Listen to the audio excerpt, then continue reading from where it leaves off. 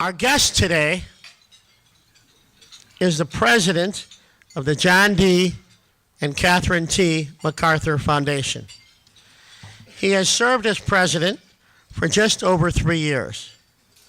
Previously, our guest today served as dean of Georgetown University's School of Foreign Service for 13 years.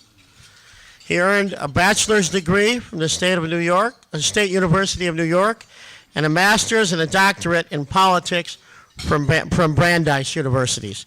Ladies and gentlemen, Robert Gallucci. Bob?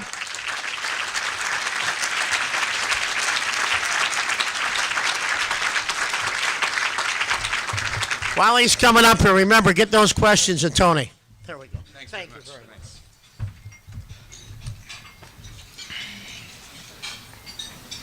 much. Thank you very much. Thank you all for coming today. Thank you for inviting me to come today. I think it's traditional to give a speech when you stand behind a podium in front of a couple of hundred people. And I had, in fact, planned on giving a speech. And I'll tell you what the speech was going to be. The speech was going to be advice for the new administration. I thought that was a terrific idea. And then I got to thinking about it. First, the speech part. And I thought I had given probably enough speeches. And I suspected that you all had heard more than enough speeches. So I wasn't too taken with the kind of prepared speech part.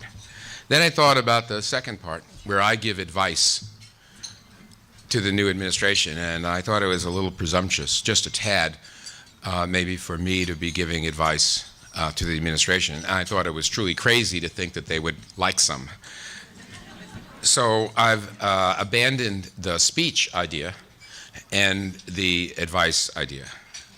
Instead, I think what I have for you at lunch are some thoughts about what I think are some of the most important issues we face, citizens of the city. I'll only do this once, Tony. This county, the nation, and the world. Things we worry about, things we think about, and I want to share those thoughts with you and say these are things I think we all ought to be thinking about. So one way of characterizing this is that, in a modest sort of way, is how we can work together to save the Republic, make the city even greater, and make the world safer. We have kind of small objectives at the MacArthur Foundation. First, nationally, when I look at our country, the Republic, the first thing that strikes me is that our political system doesn't seem to work terribly well. I know you all disagree and think it works perfectly, but I don't. If we look at the problems that we face, and you've heard the shorthand for our fiscal future, climate change, what to do about it, energy policy, health care, our infrastructure, one could keep going. We don't have the sense, or at least I don't have the sense, that we're really dealing with these problems adequately. Why would that be? I want to propose to you that a couple of thoughts about why that is. The first, a structural thought, that we have gotten to a place where in the United States our political culture no longer supports our political institutions. And that's because our political institutions were designed, and I know probably everybody in this room has read the Federalist Papers or know about them and know about the separation of powers and division of powers, and instinctively know that the way the system is supposed to work is on compromise, because it's a very diverse nation. That's the way it's supposed to work. But we have a culture which has come to the point, not for everybody, but for an awful lot of people who define who's actually in Washington, I am talking about Washington now, a culture that shuns compromise, actually that regards it as unethical and unprincipled. And that makes it hard to get things done that are in the national interest. a gap between political culture and political institutions. The second thing I'd point to is the quality of our discourse on public issues, which I think has gradually but continually gotten worse and worse. That it is utterly inadequate, the way we talk about things publicly. And that has resulted from a number of things, not the least of which is a media that captures an awful lot of people and provides a lot of heat and very little light, as they say, on substance. Campaigns, and we've just gone through another, fueled by a couple of $2 billion, aimed at a country that these people must think are filled with people with ADD, or at least very, very short attention spans. When I think about this, I think about how it's manifest in some of the debates we have. Think about where we are, I won't dwell on this, but think about where we are on the fiscal cliff issue. We are on the verge of triggering some truly devastating cuts in our programs, cuts in revenues, but yes, in defense, but I'm right now thinking of social programs, truly devastating cuts. And of course, doing away with the Bush-era tax cuts that would mean increased taxes not only for the rich but the poor as well, and the middle class.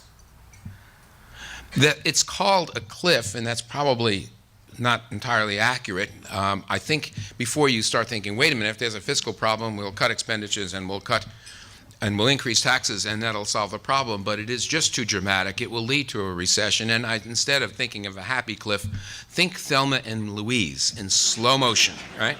That's better imagery. I heard on the radio in a taxi cab 2 nights ago, Mitch McConnell talking about the situation, and he said it's all up to President Obama. It's all up to him. That is like asking him to do the tango alone, and I don't think that's possible. I much prefer the characterization I heard from Senator Durbin a couple of weeks ago. He is one of the leaders in the group of, I guess now 8, trying to come to a conclusion, some sort of a grand bargain, or at least in the first phase of a grand bargain. And I applaud that. But he's working in a context in which far too many senators and congressmen are afraid to do the right thing for the country because they might get caught at doing it, which is a bizarre phenomenon and a function of American politics these days. And I mean both Democrats and Republicans. Another manifestation of the nation's condition right now that worries me, and I think should worry all of you, is the extraordinary, indeed unique, concentration of wealth and income in this country in a very, very small number of people. Not since the period immediately before the Great Depression have we seen anything like this, and this is worse than that in terms of the concentration. I'm not going to do a lot of numbers here, but just think about this for a second. We have data on a 25-year block of time, and we know how much income was increased to whom over this period. And if you take this 25-year period, it turns out that 20% of all the income increase gains over that period went to the top 1/10% of Americans. That's 300,000 people. At the same time, somewhat phenomenally, substantially less, 13.5% of the income gain went to the bottom 60%. That's 180 million people.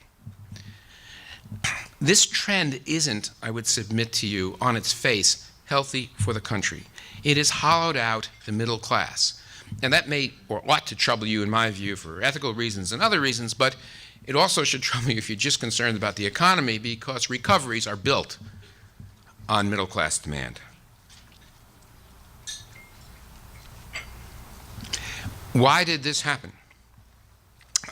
There are different theories about it, but certainly one theory is that With the way money has been injected into politics, the political system has responded to those who have the money.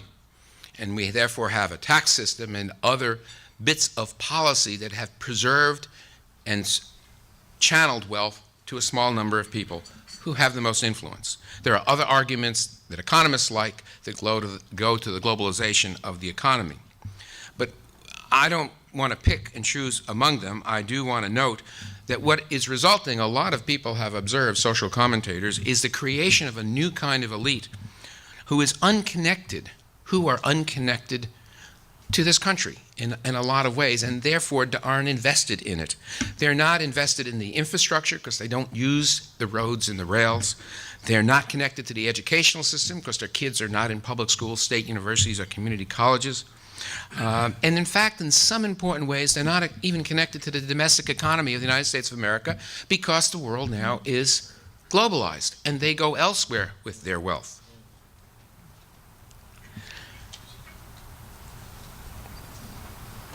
This is not a complaint here about wealthy people. I like wealthy people. I, like everybody else, would like to be one. In fact, that's one of the truths. Americans, even poor Americans, typically, classically, unlike Europeans, to put it bluntly, are not hostile to wealthy Americans, other Americans who have wealth, because they have traditionally always seen themselves as potentially getting wealthy.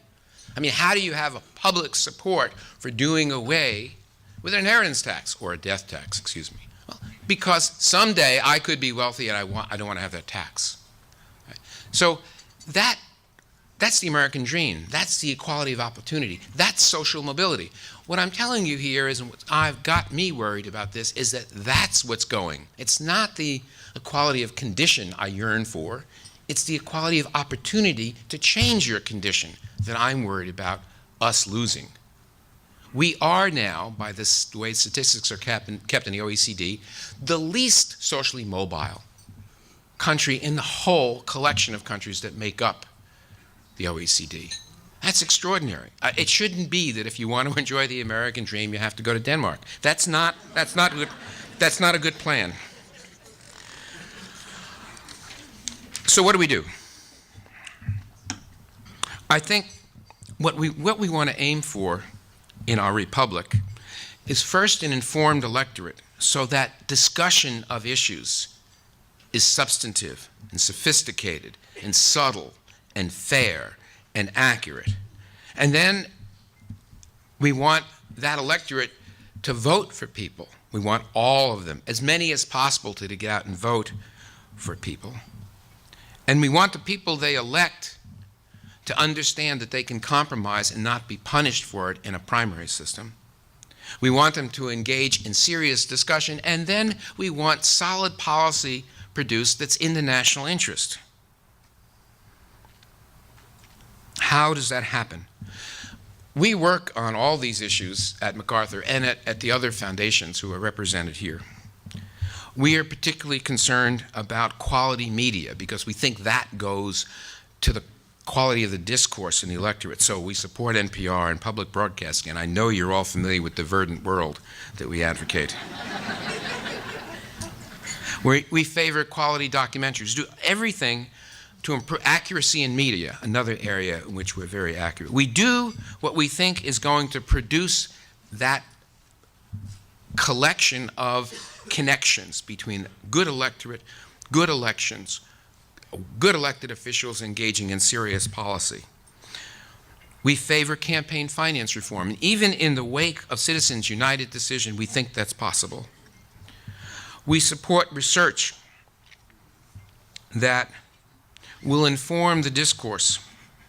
I talked about our fiscal future. Well, we actually sponsored the research by the National Academy of Sciences and National Academy Administration that in 2007 that produced the book about our fiscal future that the Simpson-Bowles Commission relied upon. I mean, I was in Bowles' office and he had a dog-eared copy of that commission report, and that still may be the closest thing to a blueprint we have. And that's still vibrant. I mean, front page New York Times, these guys are, I think the number was making $40,000 each for speeches. Not so bad. Now we just have to translate that into Washington somehow. So I think we have to be concerned about these things. I think we need to study why we have the concentration of wealth and income, what its implications are, what we ought to do about it, and we're sponsoring that kind of research. So my first point about the country is we have problems that are quite serious, quite deep, but I also think there are solutions, and we're working on it. What about Chicago? Chicago is, for me, the great American city. But I worry, and I think you should worry, about at least two things which I think undercut that image.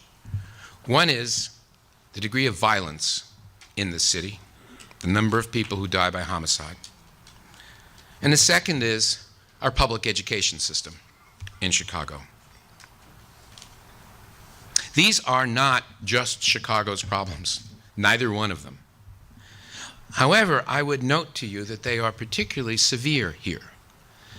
Nationally, there's a 20-year trend of a decline in violence in American cities. We are going the other way. We are on track right now to have the year end with 500 homicides in Chicago, which would be a high over the last 4 years. Yeah, we had a good October, but it's not quite enough. With respect to our school systems, I'm virtually a visitor compared to all of you here, but I've been in the city for over 3 years. We have some of the best public schools in the country, and probably some of the worst. We have to figure this out. I don't want to spend a lot of time on the proving to you that these are important problems. Let's make believe we're all lawyers. It's close to that in this audience, I've noticed, and we'll just stipulate that, okay? Let's take violence. What can we do about that? I've been impressed with what is happening on the subject of violence. I've been impressed with some of the stuff which is short-term, which is aimed on the suppression of violence, the work that's being done by the Chicago Police Department, U.S. Attorney's Office, State's Attorney's Office, Illinois Department of Corrections, all of them following, in the first instance, a program developed by David Kennedy at John Jay College, which aims to hold whole gangs responsible for individual acts of violence. And it's a complicated strategy, but one that seems to be paying off. There's a ceasefire program that has former gang members intervene in the interest of suppressing violence. More long-term, there are other programs. There's the Becoming a Man program, which I've found particularly interesting because it goes back to middle school, and it aims to teach kids how to deal with conflict without resorting to violence. And there is our own superintendent leading the Chicago Police Department in reform so that that department works more effectively with neighborhoods, particularly neighborhoods with a lot of minority citizens, so we get better policing at the end of the day and more respect for the police function. Again, our foundation, MacArthur, supports all of this, sometimes with studies, sometimes with evaluations, various ways, and I'm very happy that we do, and it gives me hope. In education, first question I have is, what do we know about education here in Chicago? First, I think we know that there's a connection between the violence I talked about and education system. Lots of ways probably they connect, but one of the most obvious is that when a kid is killed, he's shot, and goes to a public school, that has an impact on school the next day and who shows up to school and all that. It interferes with school. Also, when kids drop out of our school system, they are much more likely to be in that violence equation, either as the shooter or the victim. So there's a connection. We can reduce violence if we could have better schools, if we could keep kids in school. The second thing we know is that there's a correlation between poverty and poor schools. That it is harder to run a school well and get good outcomes, educational outcomes, in the poorest sections of this city. A third thing we know is that the very best schools in this city have very good teachers and very good principals and follow an excellent curriculum. So, certainly, I think it's easy to say that we might want to work to recruit and retain the very best teachers and the very best principals that we can. And second, that we might want to work to eradicate poverty. I'm for all that. But okay, while we're doing that, I think we need to be doing other things. And that's what we have been doing at MacArthur, thinking about what other things we want to do. I am not dismissing what I just said. I'm just saying that takes a long time. You know, there's a reason why that movie that was so popular, many of you must have seen it, Waiting for Superman. Huh? You know that movie, Waiting for Superman? Whatever you may think of the movie, think of the image, Waiting for Superman. Takes a long time, right? So what we have been looking at is how kids learn.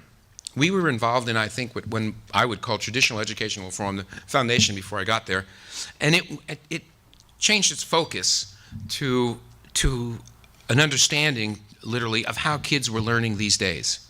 And to me, that's been very interesting. This is where I sort of came in at MacArthur. We've learned a number of things, that kids learn both inside of school and outside of school. We've learned that kids learn about things they're interested in.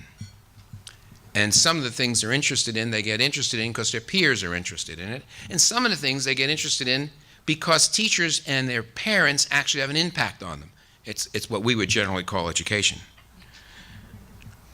And a lot of time, even in the poorest neighborhoods, are spent by these kids with digital media of one kind or another, social media or games, to put it bluntly.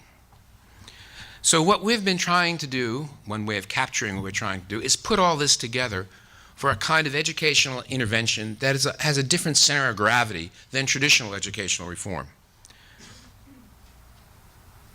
First, we've done some work at a small enterprise in New York City, a Quest school in New York with a few grades.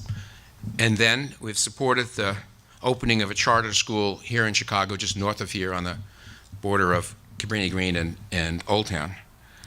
It would be from 6 to 12. With an educational philosophy we call connected learning. That is to say, trying, in fact, to engage kids in what they want to get engaged in a way that challenges them to integrate what they're learning so that they don't move from history to mathematics to English, but it's more systemic. It's challenges them the way a game challenges a kid. And they're evaluated in the course of doing the work. The way a game evaluates, you can't move to the next level unless you're successful at this level. It's connection, it's systemic, and it's organic evaluation built in. And there is some digital media. We call the program Digital Media and Learning. It doesn't do away with the need for good teachers, good principals. And it certainly will only succeed if it also meets the marks that you will traditionally have to meet in the core curriculum.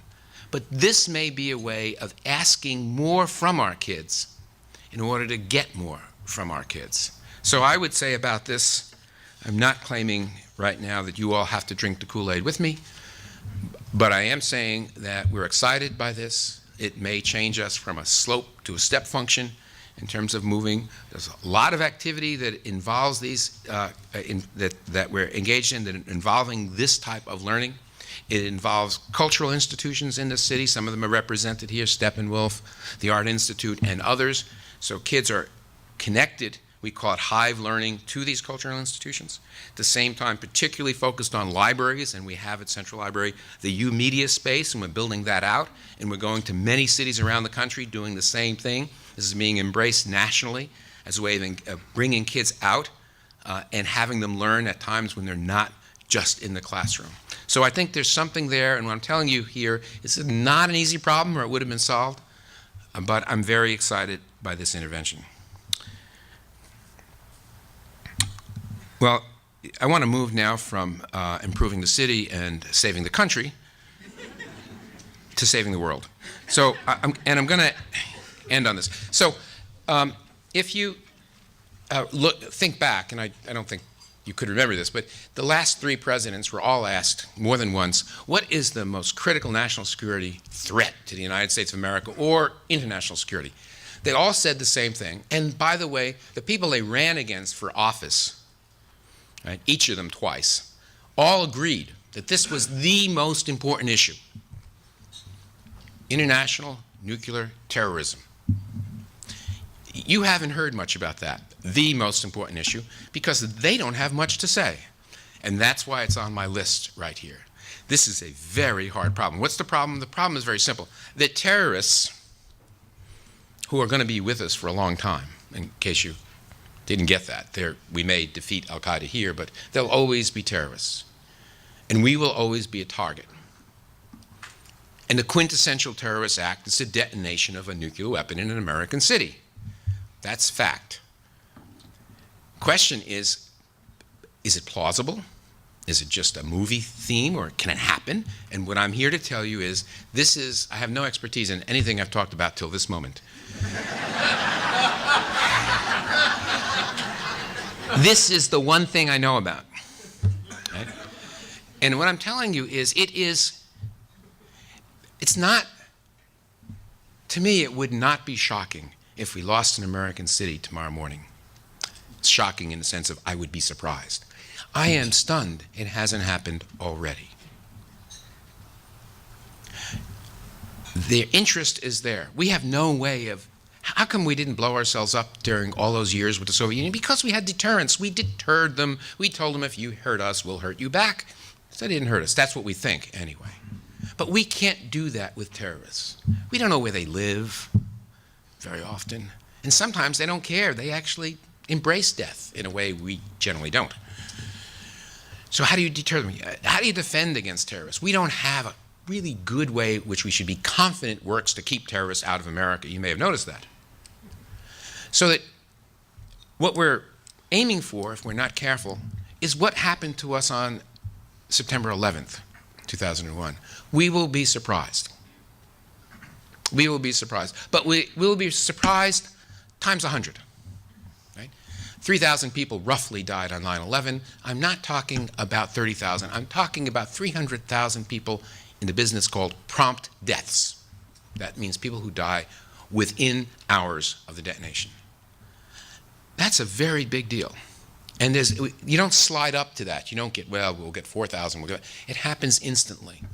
And I'm very worried about this. I'll tell you briefly, it might be a nuclear weapon that's already manufactured, but much more likely in the intelligence community is the possibility of an improvised nuclear device using the one thing that's the hardest thing to get, and why it probably hasn't happened, that fissile material. It's either plutonium or highly enriched uranium. Hard to get, but you don't have to get much. That weapon that will kill 300,000 people will have a core of this fissile material that would fit in that water glass. And the whole bomb that would devastate this city, built by a non-expert, an improvised device, would be about the size of this podium, we think, because we've actually modeled this. So we got to keep that out continually. So at MacArthur, we are focused on this too.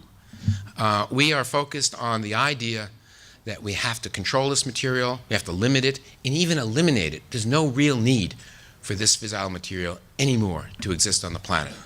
We are dealing with the hard cases, the Pakistans, the North Koreas, and the Irans. And we're dealing with some of the worst ideas about how to enjoy the benefits of nuclear energy. I know, let's use plutonium as a fuel. Bad idea. But it's out there. So I like what we're doing in this area too. Very hard problem. But it also can be addressed. So I have been advocating to you in these uplifting remarks that you worry about democracy in America, you worry about violence and education in Chicago, and you worry about nuclear terrorism. But I'm optimistic. Why would I be optimistic? Last month, 5 weeks ago or so, our son and our daughter-in-law delivered to us our first grandchildren, twin boys, Will and Ben. Thank you. I had nothing to do with it. And when I think about them, I think about the challenges I've been talking about, which will confront the world that they grow up in. And I just gotta believe we can do something about meeting those challenges. Thank you all very much.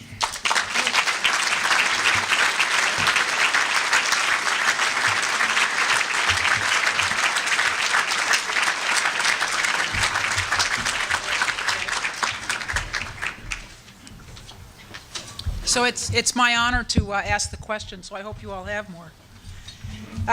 Carlos Ponce, there we go. Is not political discourse and compromise a factor of our representative selection process, a process that gerrymandering distorts and frustrates the ability of communities to organize? Shouldn't redistricting reform be the first step in political reform?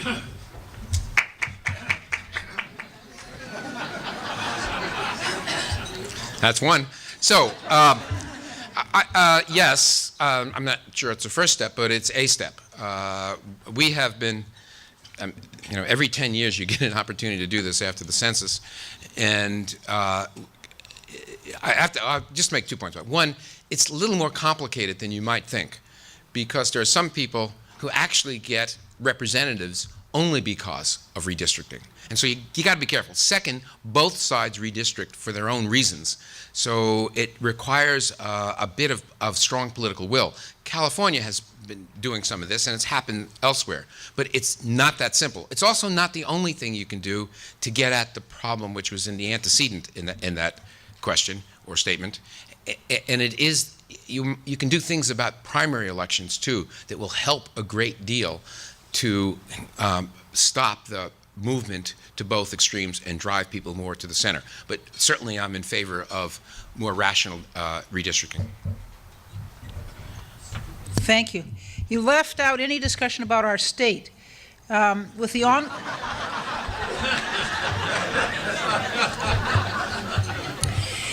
ongoing fiscal crisis in the state, what are your thoughts about reforms to improve our state's condition? How can the city improve its conditions without the state showing similar improvement? I don't know if I'm yet in enough trouble, so let me get into some more trouble. I think I have no expertise here. I'm a newspaper reader on this subject.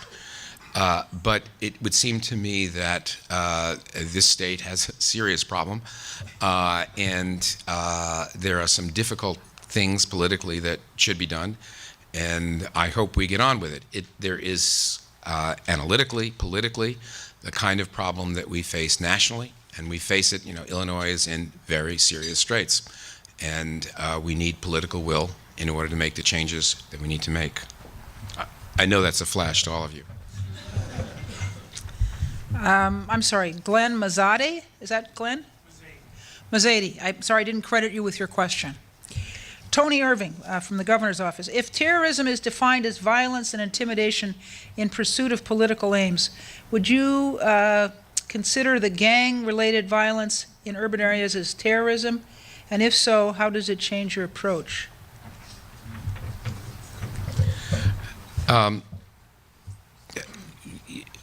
One can have any number of definitions for terrorism, and the most useful definition that we work with internationally is one that excludes anything the United States of America may ever do.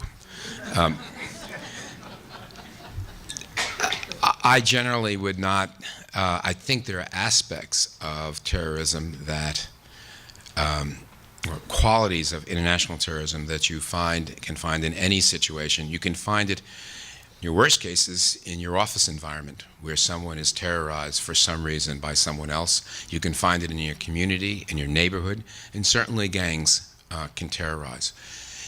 I'm not at all sure that after recognizing that one leaps to the application of the solution you set upon internationally for this problem that you have in a city or a neighborhood. So I'd be a little careful about that. If at the intellectual level, are people terrorized in somewhat the same way nationally and internationally? I would say yes. What should the Obama administration do about North Korea, Iran, and Pakistan's nuclear programs? Different things.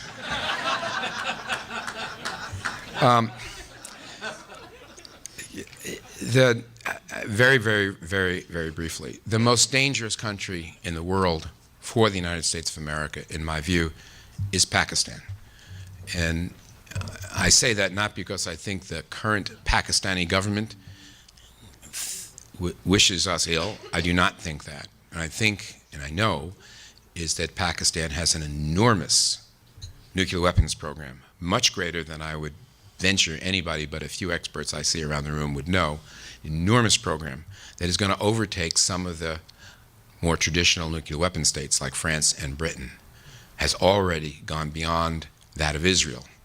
So this is a very serious weapons program in a country in which political control is a sometimes thing, and iffy in more ways than one, and in which the military engage in a kind of activity that is provocative to their neighbor, India. So we are concerned about a Pak-India war. We're concerned about Pakistani control, just maintaining control of the material I talked about that would fit in that glass, or the actual weapons themselves. So we have a lot to worry about. Plus, there are those in Pakistan that embrace the most extreme versions of Islam and certainly do wish us ill. So Pakistan is an enormous problem. Iran could well become that for us. It is not yet. Iran, to the best of my knowledge, doesn't have a scintilla of that fissile material. All you hear about Iran is that it may produce highly enriched uranium. It hasn't yet. If it does, it'll be a problem, guaranteed, for transfer to a terrorist group or for the provocation in the region, the Middle East. North Korea, a country I worked with for a couple of years or so, is a country with nuclear weapons. They did something truly extraordinary. They actually went and tried to build one of these fissile material production facilities in Syria, not necessarily the most stable place on the planet, and suffered no consequences. So I worry about North Korea not only because of the threat it poses to two treaty allies, South Korea and Japan, but because it might actually end up transferring this material to terrorists who might act directly against us. So the answer to all these for me, for the administration, is in the first instance, try to engage them, either openly, diplomatically, or in a more quiet way, and never take the possibility of the use of force off the table. A cliche, but I will tell you, from the perspective of the countries we say that to, they don't dismiss that phrase, and neither should you. Joan Stevenson? With much of the public policy going to media that reinforces, with much of the public going to media that reinforces their own political beliefs, that is Fox News, internet sites, and so on, responsible reporting gets lost in the noise. How can we fix this? Great question. In fact, the data does support the proposition that we all like to reduce dissonance, and therefore we all like to listen to people who agree with us, whether you're in the left perspective or the right, unless you want information. Then the data shows, for example, if there's a hurricane or an earthquake or something you care about in the world a lot, you do not go to MSNBC or Fox News. You go to CNN, which I find interesting. That means intellectually you know this, but emotionally you'd rather not deal with that. You'd rather go somewhere else. For us, I think at MacArthur, what we want to do is make sure that what we have available is robust and of the highest quality. The first, it said that's the NPR, National Public Radio stuff, and others for sure. And the second thing is we want to call to account those who in a public sphere actually speak inaccurately, particularly when we're pretty certain they know they are, so they are purposely misleading. That's the accuracy part, where we support people who go after accuracy in media. At the end of the day, better educated people are, the more interested they are in a serious policy debate, the more likely they are to look for that, and the market will work. My problem right now is, and your problem right now is, the market is working.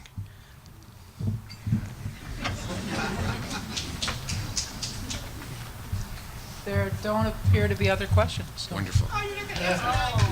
I'm gonna give you an opportunity to talk to him afterwards.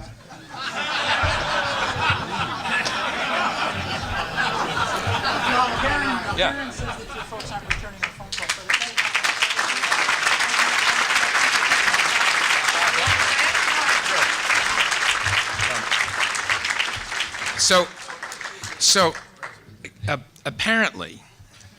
Apparently, some people at the MacArthur Foundation, where I work, have not been, let's say, responsive to phone calls. And I want you to know, I will talk to them about that. Thank you. Thank you all.